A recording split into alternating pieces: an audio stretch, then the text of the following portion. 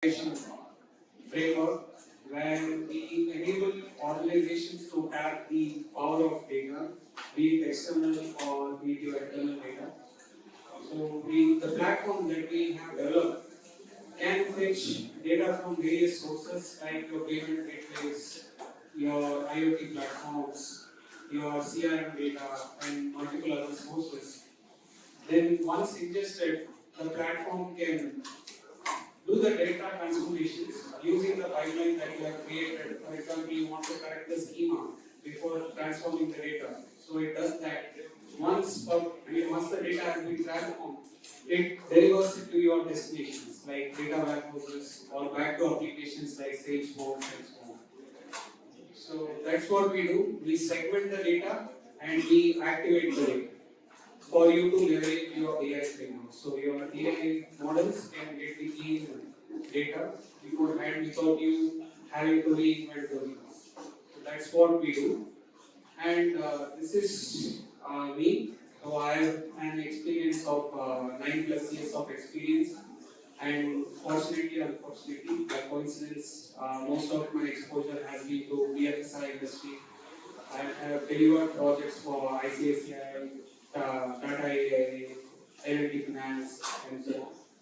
So, yes, so that's my background. So, the mandate for me was to deliver how do you ideate microservices and how do you develop and how do you deploy the microservices to scale and offer disruption-free experience to your users. So when I asked my team, how do you define microservices? So this is the definition they have given me. Before you decide to implement microservices, you will have to know the art of failing, and that has to be done gracefully, under extreme pressure. Without a proper failure strategy, your microservices journey would never fail. That's the experience we have gathered over the period of 2.5 3 years, and that's the definition that my team has given to me. So I am putting it forward to you. So the mandate for me was, as I said, to talk on microservices and why do we need it and what is the path to adopt microservices from monolith. So the first answer is why. Why do we need it? So as far as our experience is concerned, these are the 6 parameters that define the answer of why. Why do we need microservices? So framework freedom is one of the important pillars. For example, in our case, for example, we have integrated Square payment gateway, Razorpay payment gateway. Razorpay supports Go language and Square doesn't support Go language. It only supports Python and Java and .NET. So you can't be stuck since it doesn't support Go language. You can't implement it. So as a developer team, you can have 2 frameworks, Golang and as well as Python running in your environment supporting your application. So it's like distributed, you are open to choices from the technical framework. Developer independence, developers will obviously have more freedom when compared to monolith. They are accountable as well. So each service has its own repository, each team will have goals set to proper organizations, rules and standards. But at the end of the day, it's developers' independence in designing and architecting the microservice. And well-architected resilience, so you can, deploying your microservice, you can define what is your scalability factor, like how many minimum number of services you need, what is the maximum number of services you need. So you can scale up based on the traffic that your application is exposed to. And segmented, so each service has its own logging framework, so you can easily segment and activate. That's what we do, and that's what microservices does as well. So you can segment each microservices based on the logs and easily go to the root cause if there is something wrong and optimize it further. And then microservices are extremely limited like a Spartan. So it's extremely limited in scope. It's not like a monolith achieving the entire work. So it's limited in scope and it does well. So we have to ensure that. And of course, agility brings you to speed, which the market demands in today's world. So these are the 6 reasons why we adopted microservices. Even though we are a startup, everyone advised us not to go for microservices since day one because it's a costlier engagement. Because you have to invest in a lot of things like Kubernetes, and then to manage Kubernetes, you have to have extremely talented workforce and so on. But we invested on this from day one because we know the advantages when compared to monolith and the costly affair of transitioning from monolith to microservices. So it's worth the cost and time that I would say. So there are various patterns, and these are the 3 important patterns before you start implementing your microservices and learn your user stories. One is the design pattern, the architecture, and then how you go about deploying in a proper way. So, as far as design patterns are concerned, we have 2 important factors that we need to decide. One is the decomposition strategy, and the other one is database strategy. So, in decomposition, there are 3 factors. One is the business domain, and the next is Strangler, and the next is sidecar. So, business domain, I can give you the best example of Atlassian. Let's say you are logged into your Atlassian platform. They support Jira software, Jira for HR, Jira for ITSM. So these are all based on domains. So each domain will have a dedicated tenant. So it's like tenant, subtenant, and so on. So that's the business domain. So you segregate your microservices based on your business domain. Strangler, it will come into force when you are transitioning your monolith to microservices. So let's say you have a monolith that is currently running and you are probably thinking of transitioning into microservices. You develop and deploy your microservices in parallel and then slowly move the traffic from monolith to microservice and finally decommission your monolith. So this is what we are doing it for Honeywell.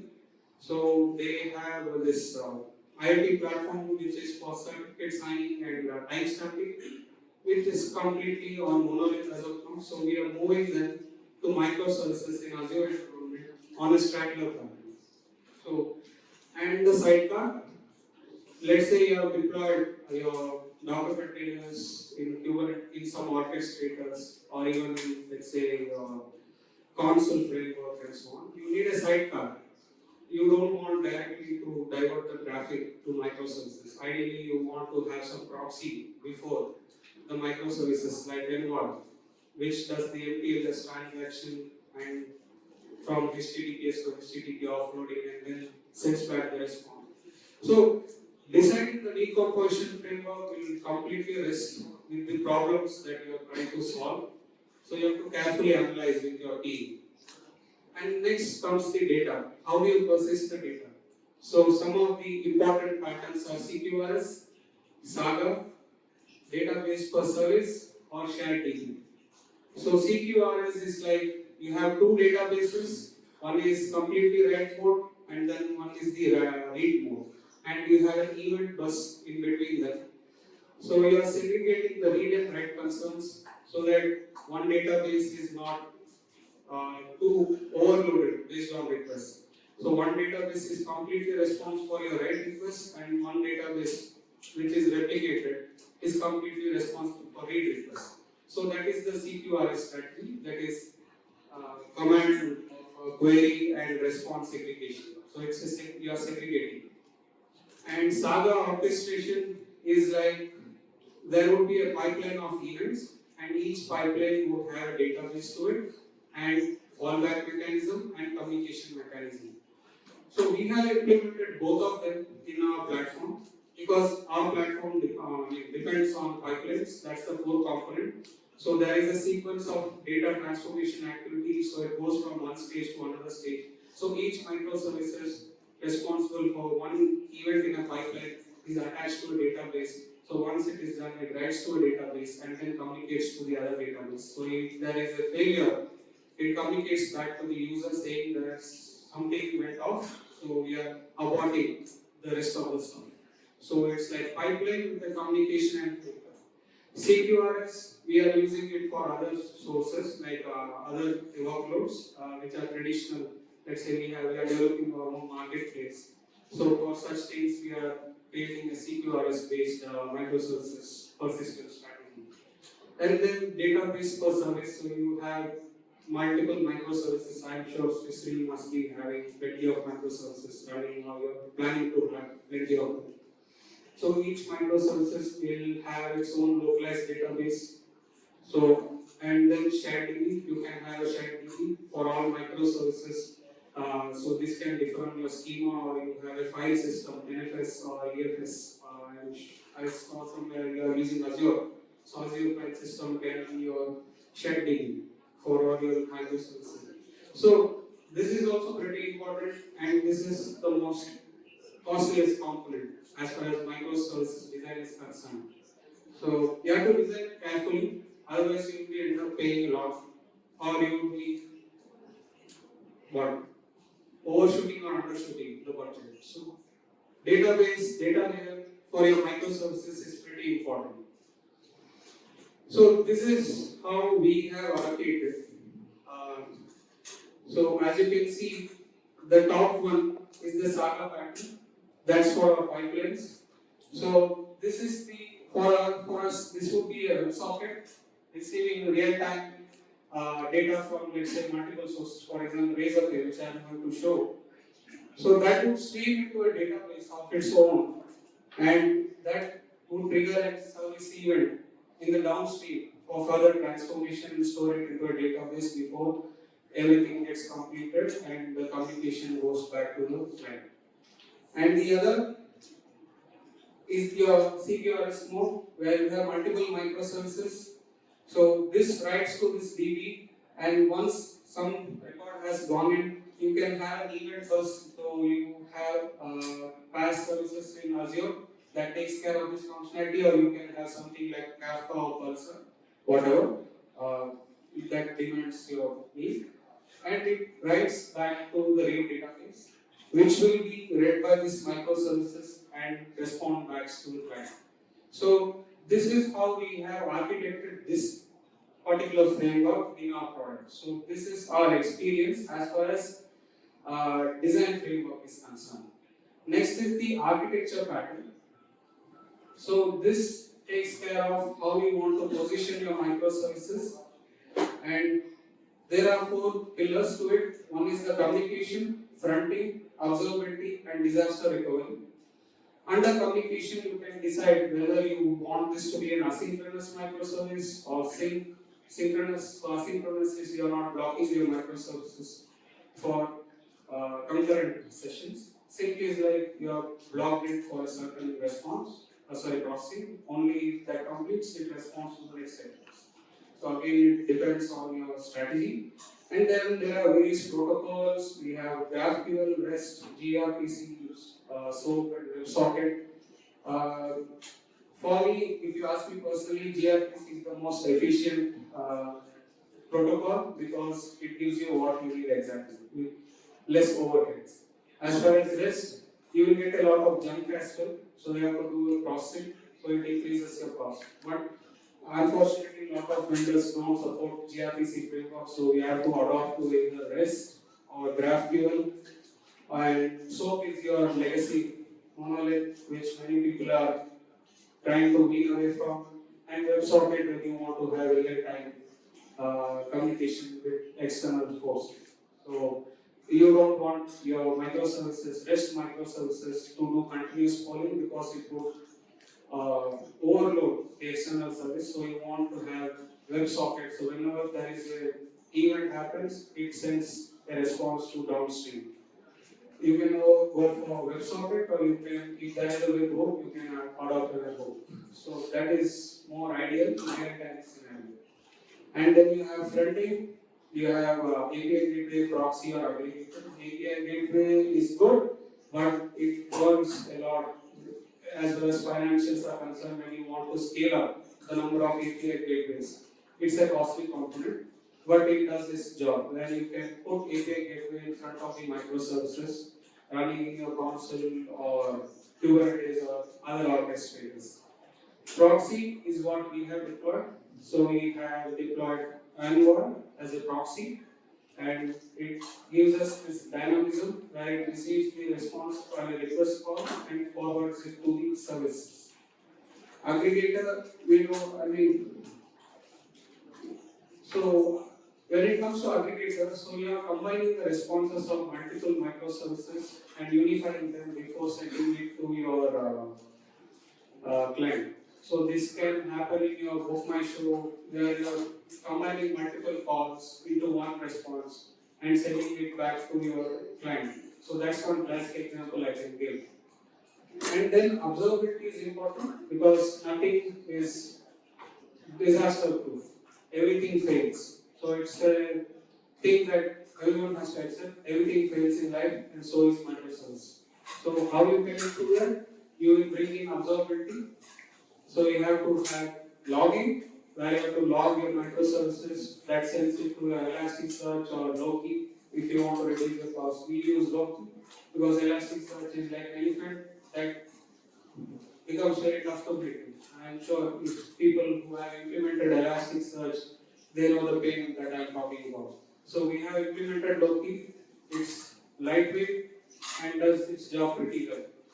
Distributed tracing, we are using OpenTelemetry to send all the telemetry related metrics to our database. So we keep service tracing and we see how the services are performing under various metrics and what is the response time between various services. So we do service tracing as well. So it helps us improve see things where we optimize the speed of responses between the servers. So it's pretty important when you have SLAs of 7 nines, 8 nines, or 9 nines. So it's pretty important to have this. And then you, of course, you health check. So this is one of the important features of Kubernetes where you can hold the health of microservices that are running in your environment. And then you have disaster recovery. So as I said in the beginning, you have to fail graciously. You cannot fail abruptly and disrupt the user experience. So that's why you have circuit breakers. If something fails, the circuit closes, and after some time it responds back and opens up the circuit where the response flows through. And servicing. This part it goes. This is what we have implemented. So we have an API gateway, or we are transitioning basically from API gateway to and what. So as I'm speaking, it's evolving. So we have to continuously evolve. So the request comes in to our API gateway and hits our Kubernetes, which is in AKS. So we are also in Azure. So our services run in Kubernetes framework. And this is the circuit breaker. So if this wants to send, this MS1 wants to send communicate with MS4, it has to go from Envoy, sidecar, then it goes to the circuit breaker, and circuit breaker will send this to the Envoy proxy or the sidecar running for MS4. So this ensures even if something fails, it doesn't stop midway. There is a nice way of handling it. So this is pretty important because most people fail at handling relations failures. So that's the way of explaining it. And we have telemetry tracing and so they are our sources of truth. So whatever is important is being logged, and every team has an accountability. So this is how we take care of SLAs, and we handle things with an transparent layer of it's completely transparent the way we operate things. And deployment. So we have various deployments. We have blue, green, canary, OPAs. So in Kubernetes, you have open policy agents where you can define how much resource the service has to consume. If it qualifies that, only then deploy. So you can even control the role-based access controls to that level. And then affinity to specific servers. So let's say this service is machine learning model and you want to deploy it only on GPU based server. So you can define your activity. And then of course serverless. We have not ventured into it, so I would not be the ideal person to talk on serverless. So we are, yeah. So we are into canary and OP based deployments because of the benefits they provide. So the thing why we chose canary is it again reduces the cost. So for startup, cost is pretty important to have to continue. So in blue-green environment, you have to have two production environments. So blue is your old version of the service and green is your new version of the service. So you have to have two deployments and we have to gradually transition. So we have to have two production environments and let's say if there are more than 10 servers, then you have to bear the cost. Whereas canary, you can do an experimentation where you can divert new requests to certain number of users before transitioning them to the new version. So we have chosen canary and OPA based deployments, and this is a Lego block. So yeah. So this is the sample scenario which I have asked my team to share. So what I am going to show now is streaming of razor place order, get order and API endpoint. So let's say you have configured the schema where you have configured a schema of transformations in that format. Let's say you have chosen filter with a value of greater than 100 rupees and the amount has to be multiplied by so and so. So this is the filter you have applied in your data transformation pipeline or whatever you call it. So this is the JSON that is coming in from the user who has configured this pipeline and has saved it. Now this will be applied on top of your Apache Beam framework. So this is how the data flows.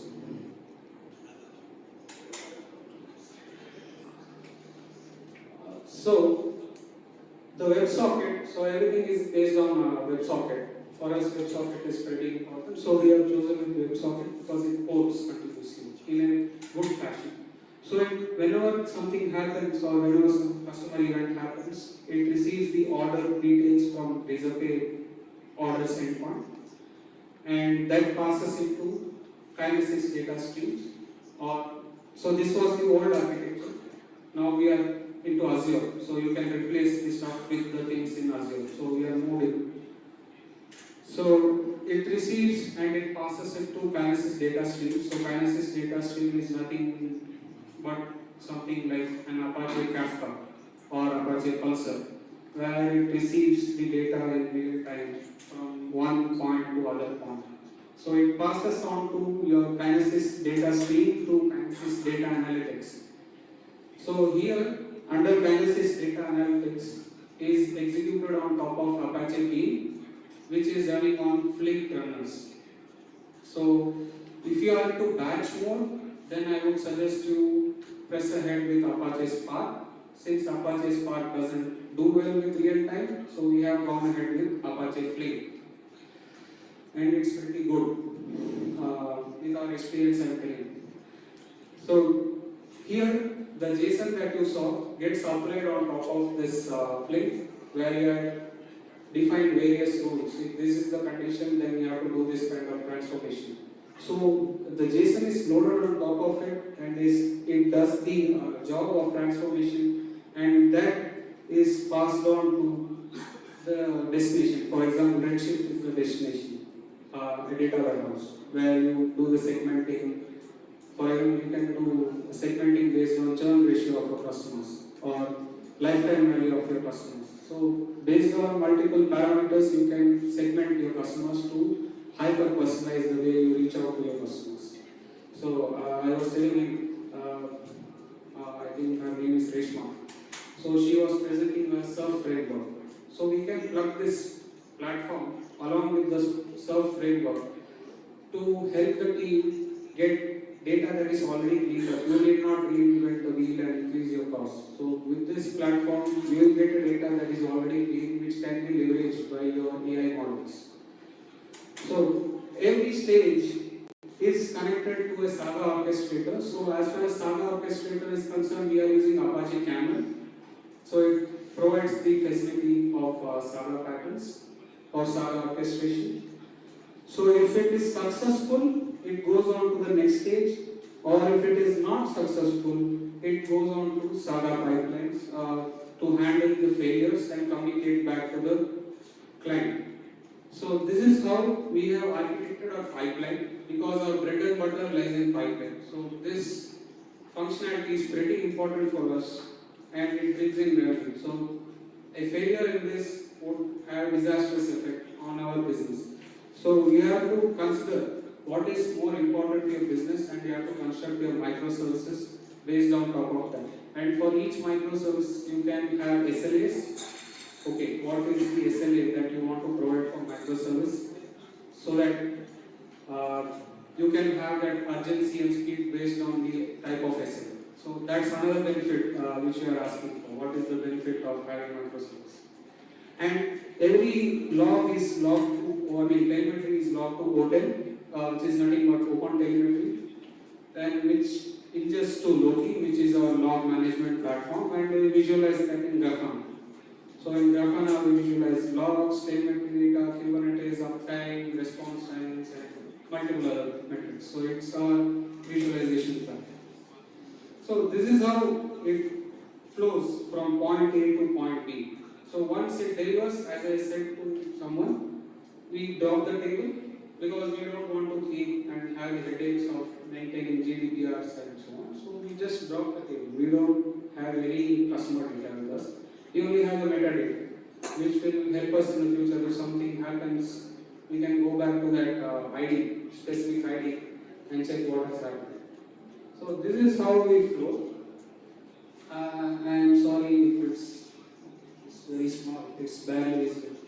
So this is the web socket which receives the traffic from Razorpay endpoint or any other API endpoint, and it forwards it to KDS, which is Kinesis, and then Kinesis forwards it to KDA.